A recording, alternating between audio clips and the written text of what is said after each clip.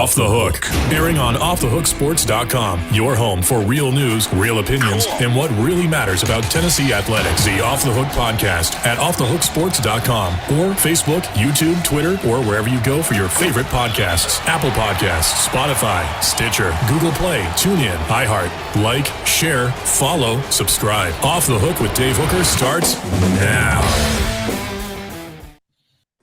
Well, here we go. It's Cooper Mays, brought to you by City Heating and Air Conditioning. We remind you to click on that subscribe button and that like button so we can be a part of your day. A lot going on. It is football time in Tennessee. Cooper Mays joins us now, Tennessee's center. And Cooper, it is officially game week. How does it feel different as a football player as opposed to preseason camp? It's a little bit different. They probably the most accurate thing probably you could say about it is they just lighten the load up a little bit. Fall camp, you know, you're banging around pretty heavily like every day, and during the season they'll kind of get your your hard stuff out of the early part of the week, and then later in the week they'll kind of ease up on you a little bit. The heat's not helping you. It has not been it's not been a cool run of weather that we've had here. No, definitely not. I would say this week or these past few days have been like probably noticeably hotter than I would even say all of fall camp and everything leading up to this. Like it feels like the middle of summer right now. Yeah, that's I remember way back in the day Philip Fulmer saying that he wanted the hottest weather possible to prepare for either going to Florida or playing Florida, who was practicing in that type of heat. Do you think a couple of degrees here and there actually make you tougher, more physically durable when the season comes, or is that just coach talk? I don't really know. I mean, as a player, I can tell when it's hotter. I don't know if it actually makes you, you know, better or worse, but you know, it definitely you can feel it. There is no mistaking when it's a little bit hotter and a little bit more humid, and I've definitely been feeling it for sure. I was talking to Chris Landry of LandryFootball.com, who's a part of OffTheHookSports.com, and he coached for Bill Belichick. He's a scout for Nick Saban, so he knows his stuff. And your name came up. I didn't even bring it up, but he talked about how maybe underrated you were and how lucky Tennessee was, or fortunate Tennessee was, to have a guy at the center position, because that's not a given. And he specifically talked about your mental grasp of it. And if you could just I know we've touched on this, but just talk about how you have been able to, the progression of grasping this offense and throughout the year and a half now that Josh Heupel's been there. Yeah, I would say it's definitely just something that comes with seeing a lot more of the game. I was blessed my freshman year to be like, you know, the one that had to do all the dirty work kind of as a younger guy, and then a guy that, you know, was a multi-year starter in Brandon Kennedy. So I had to kind of do a lot of like the grunt work, all the good on good and best on best. When he wasn't, you know, feeling 100%, I would be the one out there doing it. So in the first little bit of my career, I took a ton of reps at a lot of different positions, and there's only so many ways you can play football. So if you see, you know, there's very few times where you're going to see something very out of the ordinary. So once you see the picture over and over and over, it becomes like second nature, just being able to feel it all around you. It also helps as a center, you're in the middle of the picture too. So you can look left and right and everything. So I don't know. I mean, it's probably harder for some guys, but I like to feel like I'm pretty easily, you know, able to grasp some stuff. Cooper gets to actually hit somebody else that's not wearing orange. We'll talk about Ball State after this, brought to you by City Heating and Air Conditioning. Mike Davis here with City Heating and Air, reminding you to always dare to compare. Our team provides quality local heating and air service, installation, and maintenance across East Tennessee. We use only the best equipment like American Standard Heating and Air Conditioning for your residential, new construction, or commercial needs. Honesty, dependability, and customer satisfaction have been the cornerstones of our business since 1961. City Heat and Air. Dare to compare. So, Coop, instead of me asking about, I don't know, Amari Thomas or Elijah Simmons or those guys that you bang heads against in practice, let me get your thoughts because I know you've seen tape on Ball State just in general. What do they like to do? What do you make of them? Yeah, I would say they're a group of guys that are pretty well coached. That's kind of something that our coaching staff has preached. They said that his coach is pretty well respected in the coaching world, and his guys are always going to play within their rules. And I think they kind of mix it up a little bit, varying up their fronts a little bit. It's hard, being at Tennessee because we play such a different offense from everybody else that it kind of, you never really know what you're going to get till game day kind of thing, because people could play you different than they play, normal offenses. And, just it's kind of a guessing game until when the ball touches the ground. Well, that's interesting. If you can dumb it down for me a little bit. So what are the different approaches to try to stop this offense? Because with the way it moves, I mean, that's going to be a challenge for every opponent you face. Yeah. A lot of people will try to put an extra person in coverage against us, and they'll just try to, slow us down and try to put as much guys back there in coverage as possible and try to basically take the back of the defense and make it impenetrable, if that makes sense. Like if you got so many DBs back there, you can only take up so much yards, you know what I'm saying, before they get tackled. It's very hard to get behind a defense that drops 8 people. Well, true. But as an offensive lineman, do you see that? You say, hey, well, let's run the football. Yeah, for sure. I mean, that's what you've got to do, kind of, I think, or that's what you got to start out doing. I mean, if they're going to drop 8, then they're going to give you 7, 8, and 9 yard runs every time if you're blocking it up correctly. So it depends. It's just honestly, it just slows you down more than stops you, if that makes sense. You're a very centered guy, but there are some emotions with an opener. I'm curious how a season opener, as far as from that emotion standpoint, is any different for you, Cooper Mays, or is it? I would probably say a little bit more nervous, if that makes sense. It's always nerve-wracking when it's your first time going out there on the field for a new year. But once you get later into the season, you kind of build up a little bit of confidence to yourself, and it gets easier and easier as the game goes on and on. Is that a little bit less now that you're under the same coach for the second year in a row?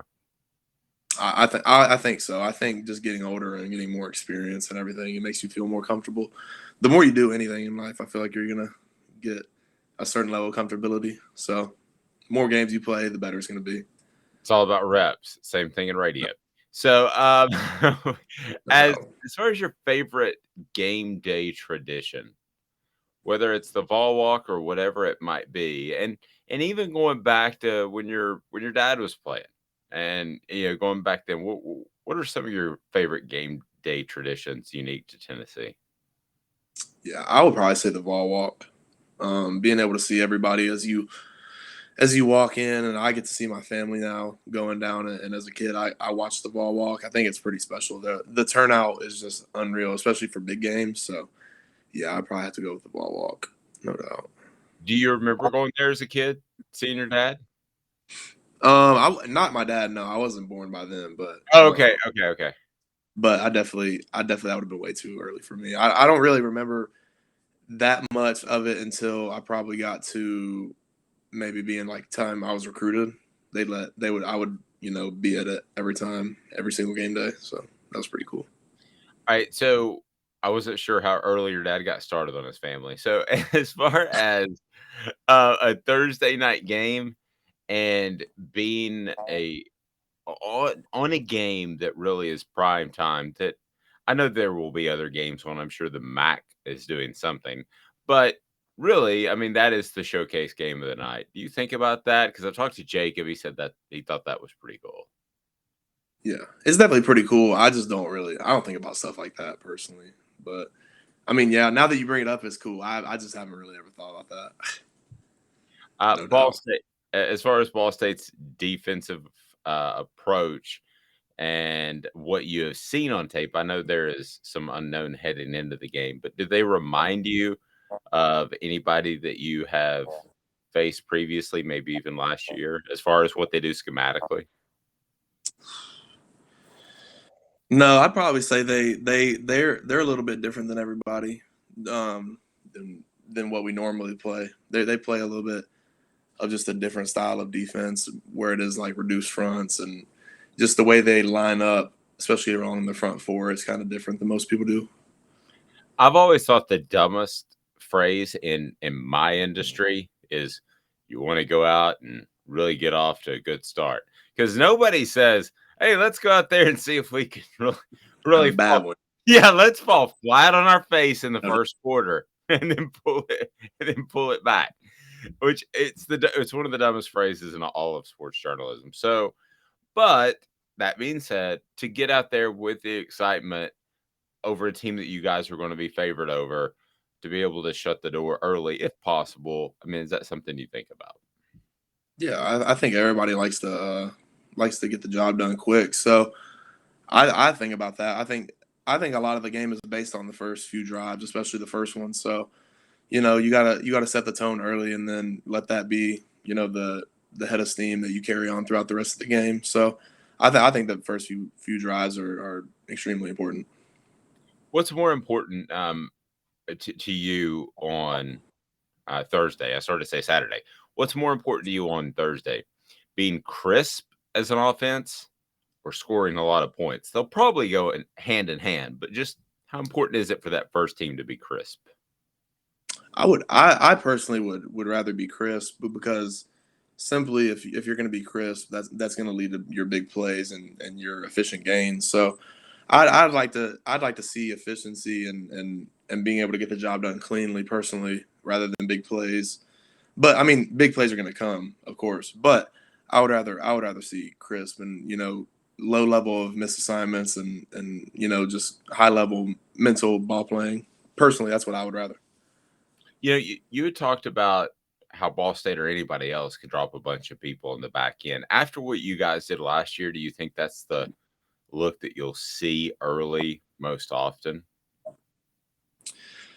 I would say it just depends on the opponent. Personally, I mean, if you look at teams like Alabama and Georgia, like they're not going to change for anybody, if that makes sense. Like they're gonna line up how they line up every week, and they're gonna say we've got the guys to stop it. So teams like that, you're not going to really see going into defenses like I'm speaking of. But you never know about different teams. It varies each week, honestly.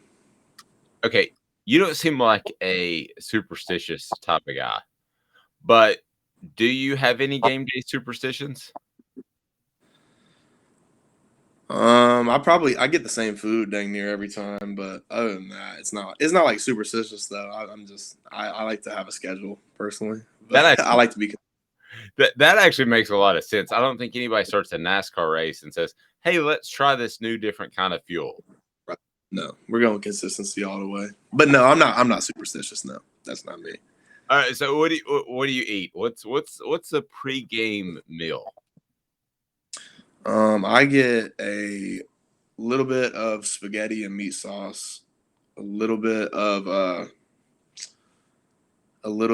mashed potatoes, and then chicken breast. That's it.